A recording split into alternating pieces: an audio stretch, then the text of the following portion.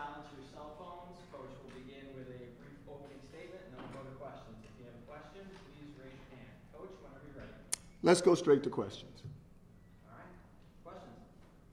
Oh, Nico. I just, since breaking down the film was Saturday, how's the team responded from that going into this week?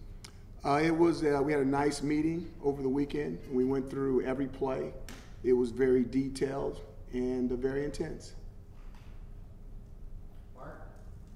Coach, the perception would be that, it's a severe blow to the confidence when you lose like that. Is it, and how big a job is it to get them back to where they need to be this week? Did you say a severe blow to the conference, or did you say this our football team? Confidence of the team. The confidence of the team. When you lose like that, it's time to check your whole card, that's for sure. Yes, sir. So how big a challenge is it for you to get them where they need to be? I don't know about the challenge. If you've got something in you, you're going to respond. Mario? When you look at a team like Clemson and what they've been able to do over this last 4 years, does it kind of put you in awe of what they've been able to accomplish? I look at that team and I think that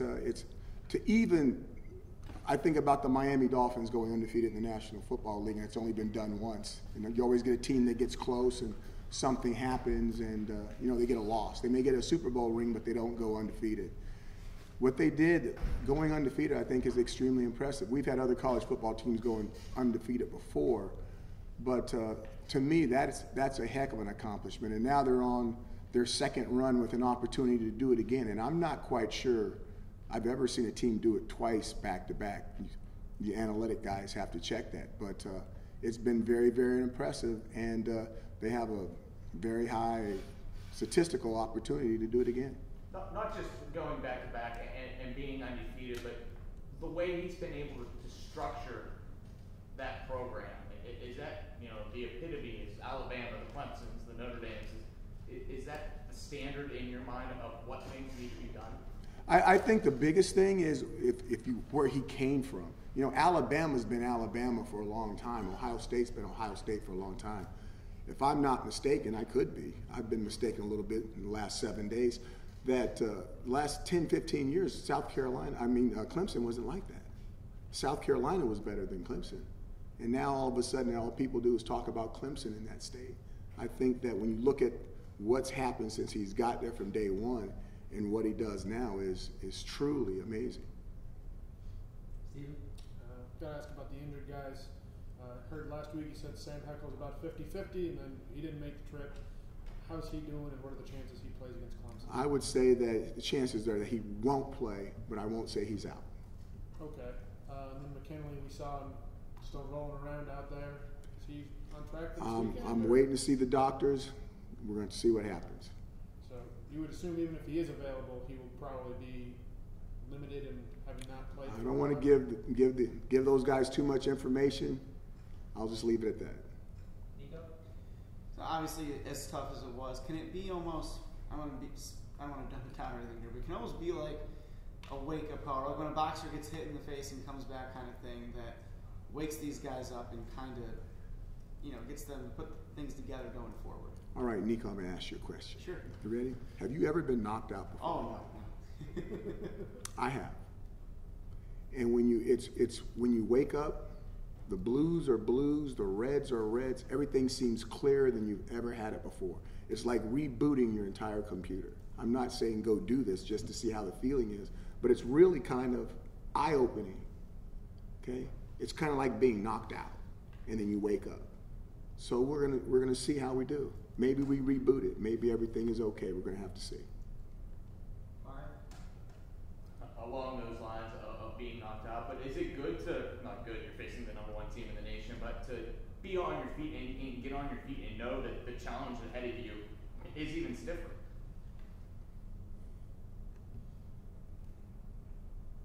I wouldn't know if it was stiffer.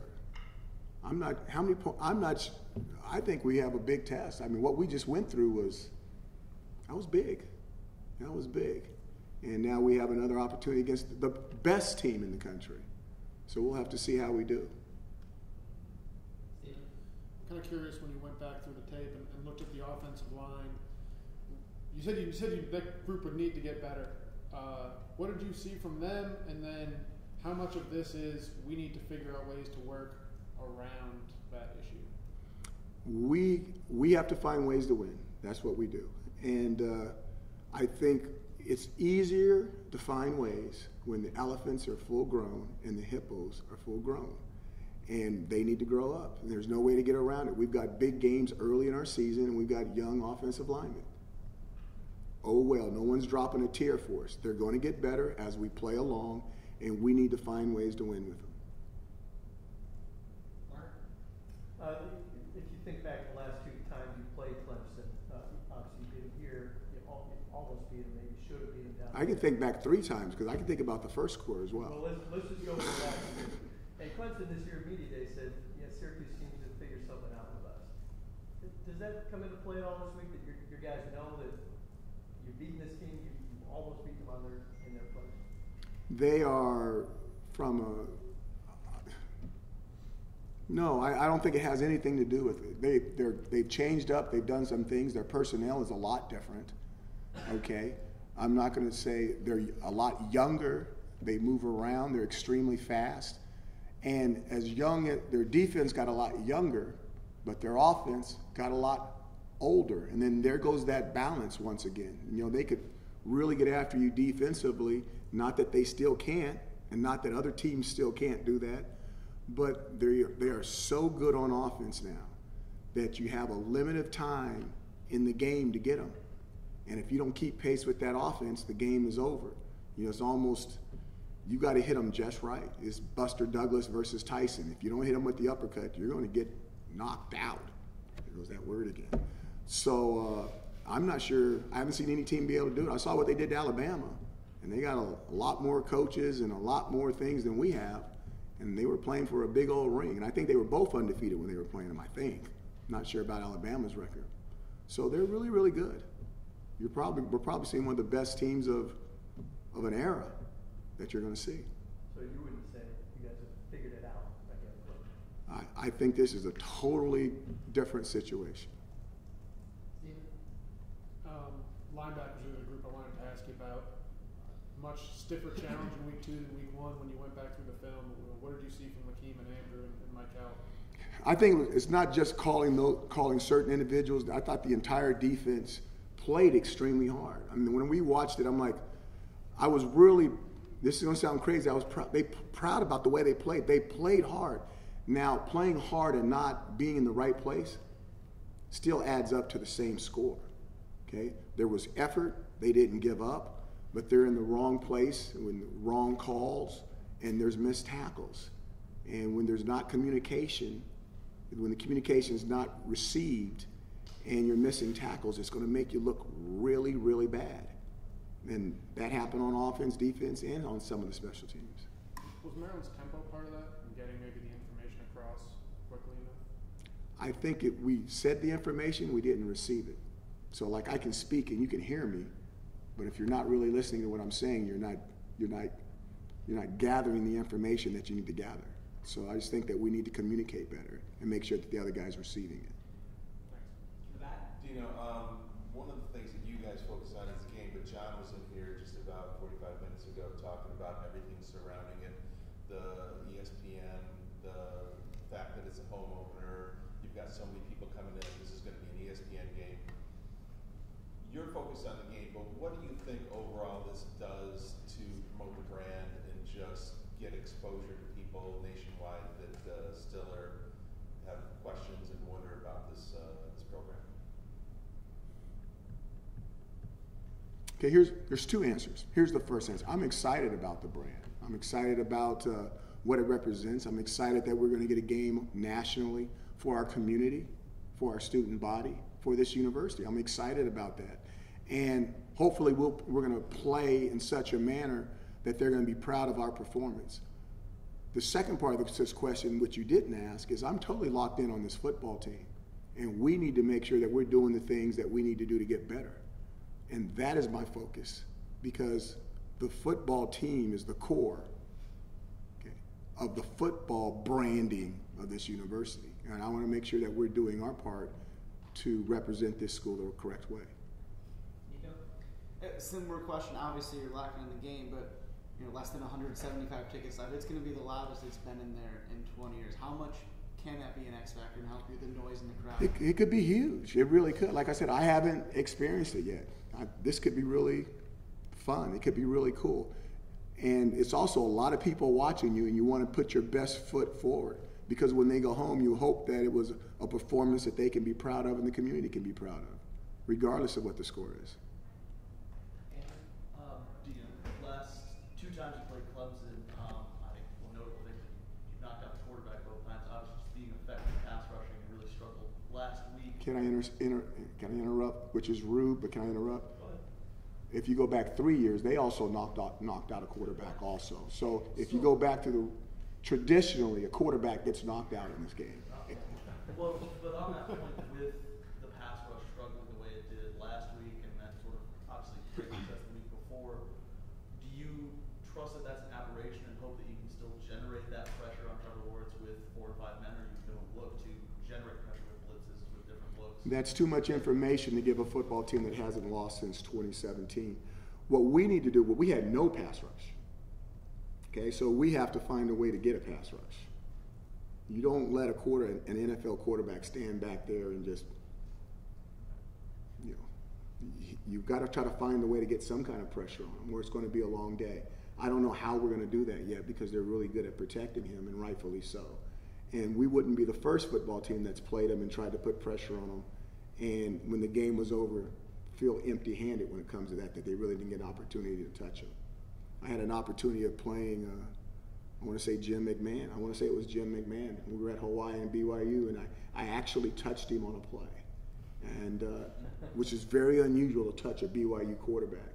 I still remember the words that he was using to describe the tackle on what was going to happen to him if I ever touched him again. He congratulated me on touching him, and then he started ripping the tackle and I'm sitting there going, wow. I didn't even know those combinations went together like that. And that's kind of how it was amazing, and BYU won the game.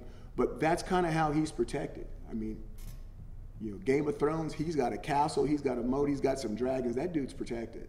So, and you really don't get his chance unless he comes out of the pocket. When he comes out of the pocket, he's athletic, he's fast, and he might throw better on the move than he does in the pocket. I mean, he's the real deal. So I hope we can put some pressure on him, but there's a lot of teams that have played him and they haven't been able to do it. So to follow up, probably maybe is the single greatest emphasis this week, or one of the biggest emphases for the team? You can say it's an emphasis, but I don't even know if it's realistic. We'll try. We'll try. Steven? Speaking of quarterbacks on the move, I wanted to ask you about Tommy and kind of his decisions in the RPO game and when he's scrambling. Like, what did you kind of want to see from him in regard to using his legs, and does that change, given how the first couple weeks have went? I think the big thing with him is he needs to be smart.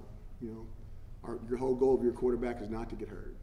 Last year we had Dungy, and everyone said we ran too much and we used him too much. And one time we had him go out on a pass, and how crazy are we to send him out as a pass? He's our quarterback. Now our quarterback doesn't run, and everybody wants us to make sure our quarterback does run. The key is that whoever you start the season with, if you finish the season with them, you have an opportunity for a fantastic season. And then you've got to figure all that other stuff out in between. What's it like to see how, obviously teams are playing Tommy different than Eric, but when you're running RPOs and maybe when he goes out of the pocket and defensive backs aren't leaving the receivers, how much harder, I guess, what's the adjustment process like, and how much time do you think has gone into that for you guys? I think we're going to be okay. I think he's coming along great. I think he's moving along at a pace that's acceptable to me, and I think I think things are going to get better and better and better for us. I think we're right there where we're supposed to be. Thanks. Last 2 questions, Josh and Mario. Coach, I'm working on a feature on Chris Elmore. Can you just describe the element that he brings to your offense and just what he means to your locker room overall as a leader? He's got his own nickname, Rhino. He's a very, very physical player. Our first, here's a Rhino story for you. A lot of people won't know this story. Rhino's playing as a freshman, and he runs through. Zaire will get mad on this one. He's running through, and Zaire Zaire goes to hit him, and Rhino was probably going at a different speed than Zaire was going, and really got Zaire good. And, you know, he's a freshman trying to make his way, and Zaire's looking at him like, do you know who in the heck you're messing with? And so Zaire came up and said, Coach, run the same play. And I'm sitting going, Zaire, come on now. You know, I'm all right, run the same play again. And, you know, yeah, Rhino's, yeah. And he runs through the hole again, and Zaire welcomes him to college football. And Rhino's helmet's halfway out, and he's got some moisture on his face that he probably needs to wipe off, and it wasn't spit. And I mean, it was an ACC welcome to college football hit. But when Rhino took off his helmet with his mouth bleeding, he was all about going again. And that's when we knew we had the right guy. And when Rhino said, do it again, and Zaire was looking at him like he was about to end his, I said, we're not doing it again. This is where we stopped. And we stopped. And they were friends, but they're very, very competitive, and they're both very, very physical players. That's Chris Elmore. Mario? Obviously, you focused on the quarterback and what Lawrence can do, but do you feel that their offense goes through Etienne and what he was able to do last year against you guys and the challenge that awaits you now? Man, he's good. Is he good? Is he good? Wow. Yeah. He is an amazing back. He's big. He's fast. He's smart. He's a really good blocker. He's a good receiver. And what was that, 96 yards and blah, blah, blah, 2 forward passes, 1 on 4th down. I think the other one was a horizontal or a bubble, and you just turned around and handed him the ball. I mean, he's an NFL player in college football. He's a fantastic guy, good person, big, solid dude. You think about him, all you want to do is smile and hope you had 2 or 3 just like him. Big-time player. When you see that, you know, the emphasis last week, you said it was poor tackling, you know, against Maryland, and now you're going to face a guy like this. Is it all right, fellas? You know, we got to strap on those chin straps and play an emphasis to this week. You know, that's what football's all about. You run across some guys that are different, and if there's something different about you, you get excited about that, and you know, you hope that you can do something that, you know, that you can talk about later. Normally, it doesn't work out your way. There's a reason they're like that. You know, Jim Brown was like that. Oh, I got a chance to hit Jim Brown. There's a reason why normally it didn't work out well for you if you were hitting Jim Brown. Okay, he was a special, special guy, and we've had a bunch of special backs like that. And you know, and Clemson has one. That guy is special. You know, he'll be playing in the league. Hopefully, we got a story that we can say that we did good against him one time. But there's not going to be too many stories like that written about him. That's for sure. Thanks very much, Coach. You guys have a good one. You too, Fred. Are they better than SC in 05 offensively? Ooh, that was a fantastic question. Offensively. See, I got the camera still. I'll answer it next week after the game, so I don't get it. Next media available, right?